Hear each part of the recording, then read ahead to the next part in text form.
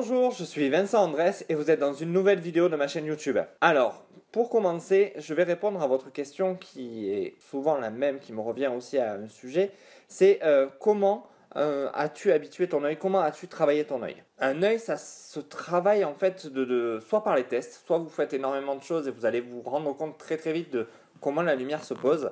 Mais pour apprendre et évoluer, la meilleure chose que j'ai trouvée, c'est de regarder les photos des autres. En fait, les photos des gens connus, on va dire des marcheliers, tout ça, tous ces photographes ou de mode ou autres, qui m'ont permis en fait de comprendre ce qu'ils voulaient dire, ce que la lumière pouvait exprimer et où, comment placer, pourquoi, à quel instant, enfin voilà. Il y a des tas de choses comme ça qui vous permettent d'apprendre simplement en regardant. Mais il faut changer votre vision. Il faut arrêter de regarder une photo et dire waouh, elle est jolie, qu'est-ce que j'aimerais faire ça. Il faut dire ok, elle est belle. Bref, comment il l'a fait? Qu'est-ce qu'il a mis en place? Y a-t-il une, deux, trois sources naturelles, pas naturelles? Voilà, et se poser des questions en réflecteur. Enfin voilà, vous posez des tas de questions en regardant la photo. La photo n'a plus un intérêt, on va dire, esthétique. On va dire, elle n'est plus belle simplement. Elle est comment il l'a fait, comment elle a été construite. Et au fur et à mesure, vous allez voir que vous regardez les photos et que automatiquement vous allez détecter voilà, les points chauds, la lumière, pourquoi elle vient de devant, de derrière, qu'est-ce qu'il a voulu mettre en valeur, pourquoi, est-ce que c'est vraiment que le visage, est-ce que c'est une partie du corps, voilà. Et ainsi de suite, vous allez vous habituer. Mais vous pouvez aussi faire ça quand vous regardez des films. En fait, vous pouvez le faire quasiment tout le temps. Moi, quand je regarde des films, souvent, je me dis, tiens, voilà, qu'est-ce qu'il a voulu dire, pourquoi c'est si sombre, qu'est-ce qu'il y a derrière cette porte avec ce trait de lumière, qu'est-ce que ça veut dire. Et en fait, on se rend compte très très vite que plus on va regarder tout ce qui nous entoure, et plus on va regarder la télé, plus on va regarder les magazines, même les magazines, tout ce qui comporte de la photo ou de l'image, on va s'approprier et on va commencer à se familiariser avec les choses et à comprendre le mécanisme de la lumière. Et ainsi de suite, votre œil va se former, va s'habituer à une analyse, va s'habituer à fonctionner d'une certaine manière, la vôtre, c'est ce que je vous souhaite, et vous allez pouvoir vous approprier tout ce que vous allez voir pour votre image.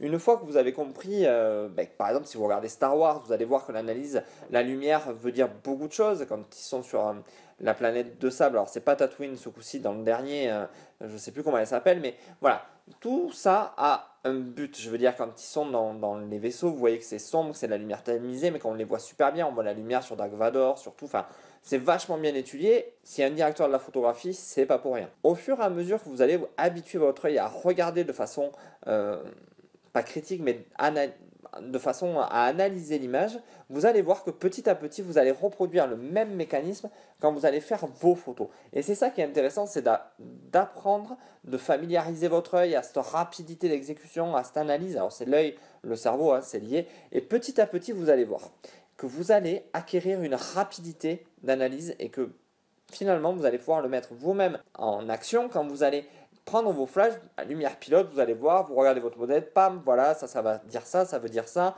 Tiens, je veux qu'on voie juste son œil, donc pam. Je veux qu'on voie plus la partie de son visage avec ses lèvres, donc je calme ma lumière. Je veux qu'on voie ses seins, je veux qu'on voie ses pieds, voilà. Et ainsi de suite, tout ce que vous avez pris le temps d'apprendre, pris le temps de visualiser va devenir un automatisme. Donc, n'hésitez pas, un magazine, les photos des grands photographes, des films, quels qu'ils soient, que ce soit les blockbusters comme Iron Man ou autre, ou que ce soit des films plus d'auteur, de Pedro Almodovar, voilà. Chacun a sa lumière, chacun a ses codes. Et de suite, vous allez voir que vous allez vous habituer à analyser, à comprendre, sans forcément vous dire quel outil il s'est servi. Enfin, peu importe qu'il ait des grands flashs ou des grandes sources de lumière, peu importe.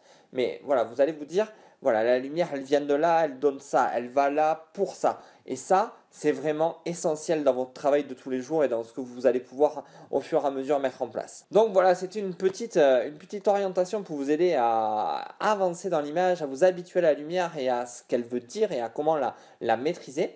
Donc maintenant, je vous invite à liker cette vidéo, à la partager autour de vous pour les gens qui aimeraient la regarder et surtout à vous abonner. N'hésitez pas à vous abonner, ça me fera super plaisir et je vous en remercie déjà. Sur ce, je vous dis à bientôt. Merci, au revoir.